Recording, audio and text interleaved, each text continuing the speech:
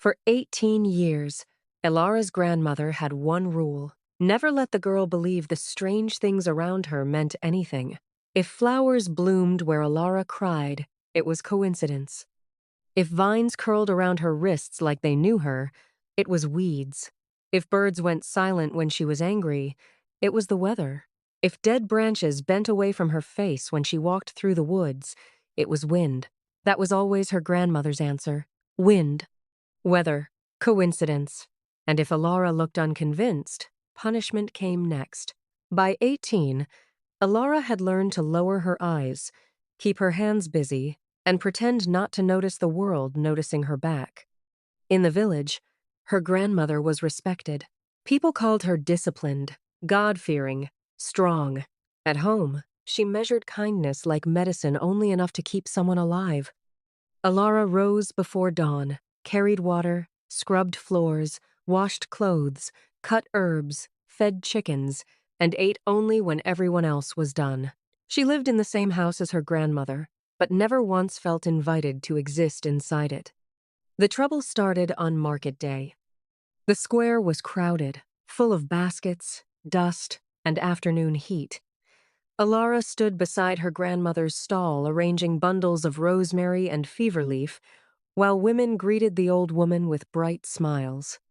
Her grandmother smiled back. She always knew how to wear softness in public.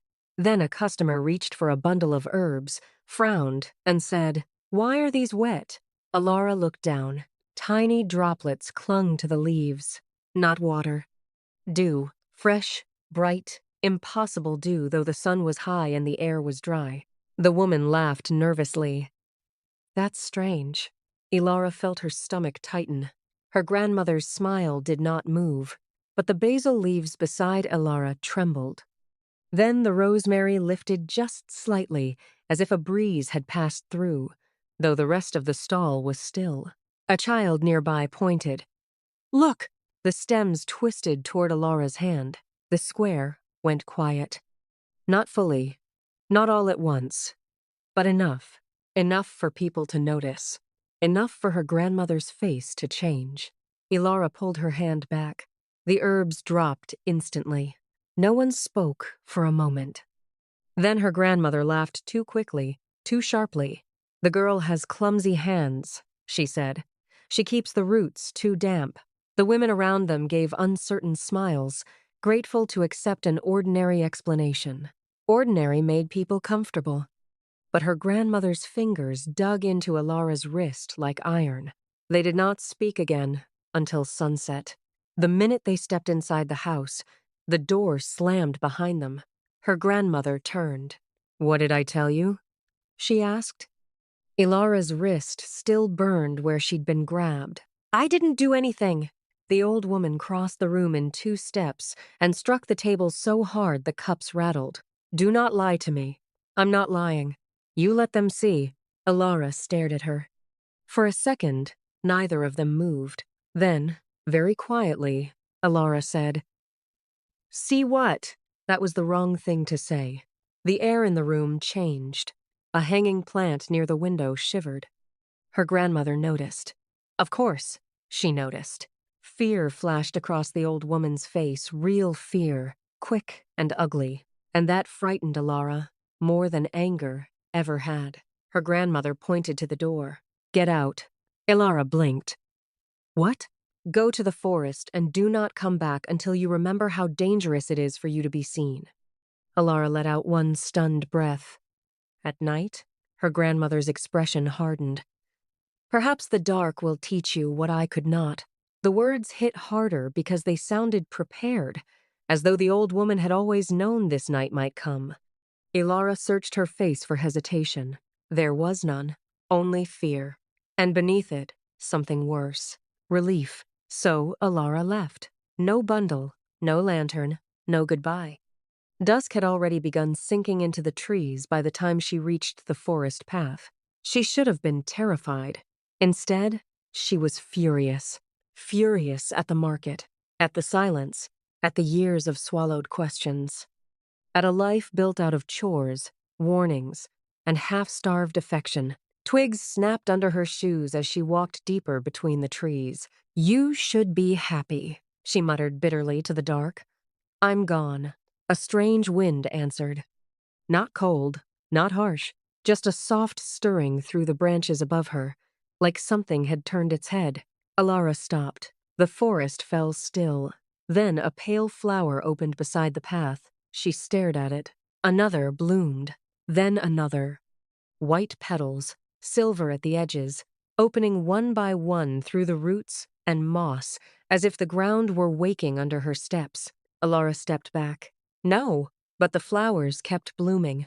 A line of them now, curving gently ahead into the dark. A path. She should have run. Instead, she followed. The deeper she went, the quieter the world became. No crickets, no owl calls. Even the leaves seemed to hold their breath. Then she saw it. A hut.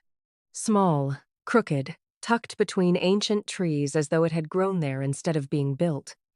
Warm gold light glowed through its windows. Herbs hung from the roof beams. Thin smoke curled from a stone chimney, blue instead of gray. Ellara stopped at the gate. She had walked this forest edge before, gathered wood nearby, fetched mushrooms after rain. There had never been a hut here. The door opened before she touched it. An old woman stood inside, wrapped in a dark green shawl stitched with leaf patterns so fine they looked alive. Her face was lined, but her eyes were clear and strange, the kind of eyes that made you feel she had been expecting you for longer than was reasonable. "You took longer than I thought," the woman said. Elara's mouth went dry. "You know me?" The old woman tilted her head. "No," she said. "But the forest does." Ellara should have turned around then. But the smell of cedar smoke and something warm soup maybe drifted through the doorway.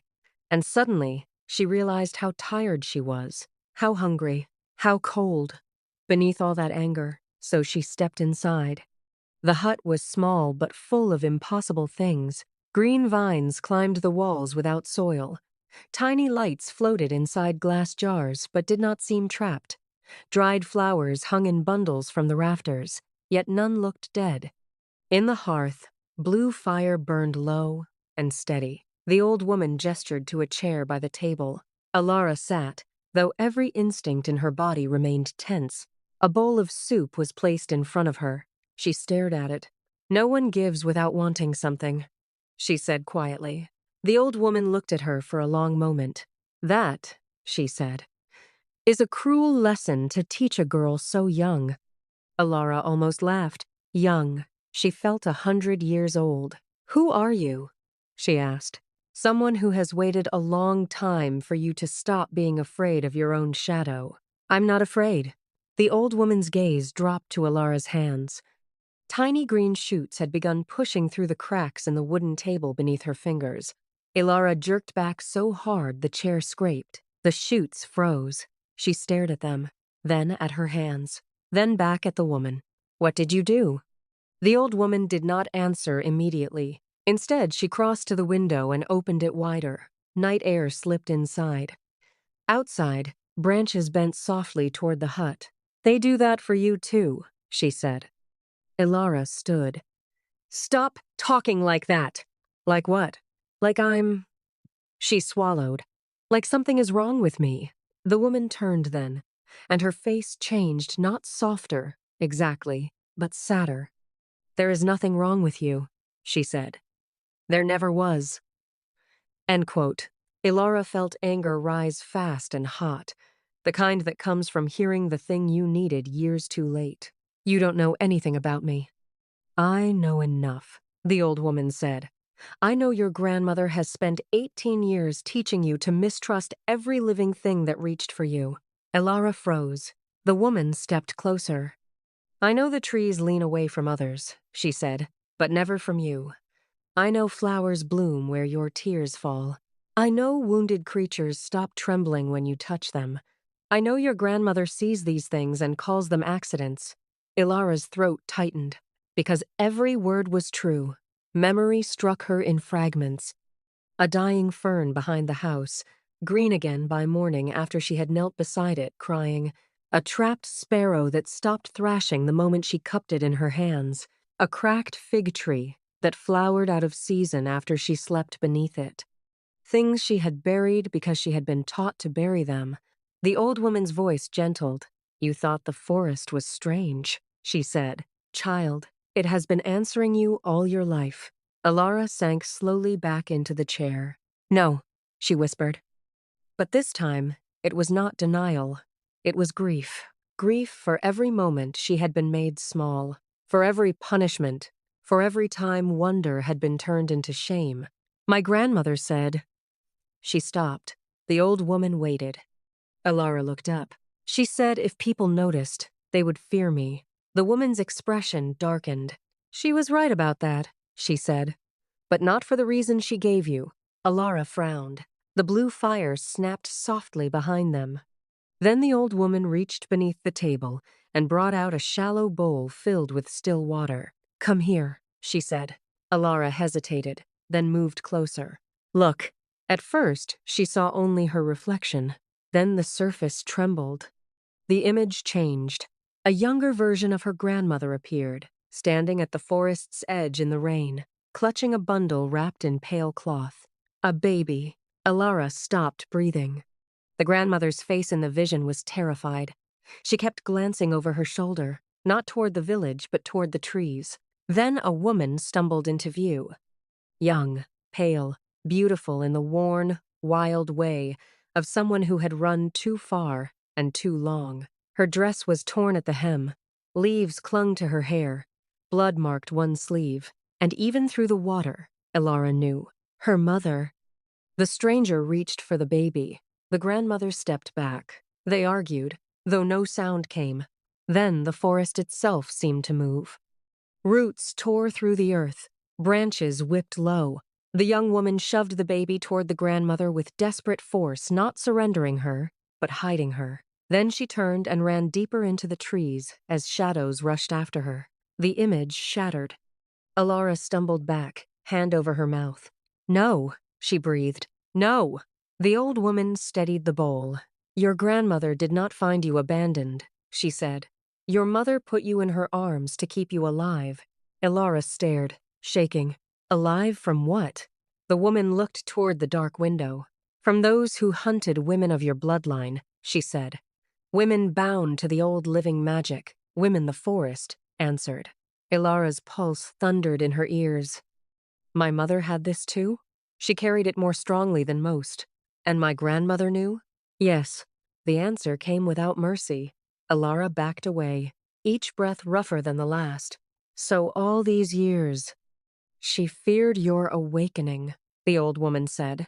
"Perhaps she believed harshness would keep it buried.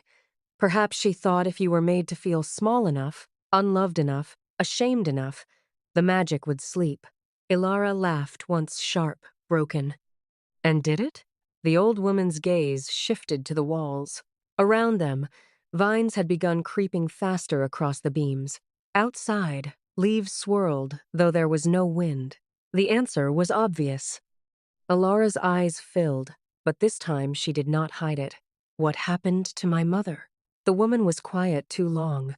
Then she said, "The forest kept her secrets, but not all endings are deaths." That was not enough. But it was enough for tonight. Ellara stood very still. She thought of the market, of her grandmother's hand on her wrist, of 18 years spent apologizing for things she had never understood. Then she looked at the old woman. "What am I supposed to do now?" The woman came to stand in front of her. For the first time, her voice held no mystery at all. "Stop asking permission to exist." Silence filled the hut. Then something shifted deep below the floor. A low, ancient sound. Not a growl. Not thunder. Roots. Moving. The blue fire flared higher. Outside, every branch around the hut bent in the same direction. Toward Ellara, she turned slowly. Through the open window, the whole forest seemed to be listening. Her fear rose first, then something else. Recognition. Not from her mind. From her body. As if some locked part of her had heard its own name at last. The old woman stepped back. "This is why she feared you," she said. Ellara looked at her hands. Thin green lines of light moved beneath her skin like vines underwater. The floorboards cracked softly. Tiny leaves unfurled through the seams. She should have panicked. Instead, for the first time in her life, she felt the opposite of shame. She felt answer. She closed her eyes. And the forest breathed with her. When she opened them again, the lights in the jars were brighter. The vines on the wall had flowered. Beyond the window, white blossoms had opened across the dark ground in a widening circle. The old woman smiled, then not warmly, but with something like relief. "It begins," she said. Ellara swallowed.